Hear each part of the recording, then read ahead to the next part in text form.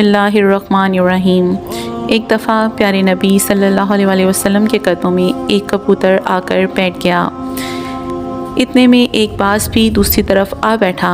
कबूतर प्यारे आका से बोला, या रसूलल्लाह, ये बाज़ मुझे खाना चाहता है, मेरे छोटे छोटे बच्चे हैं, आप मुझे इससे बचाइए। प्यारे नबी ने बाज़ को देखा और फरमाया, इसको छोड़ दो।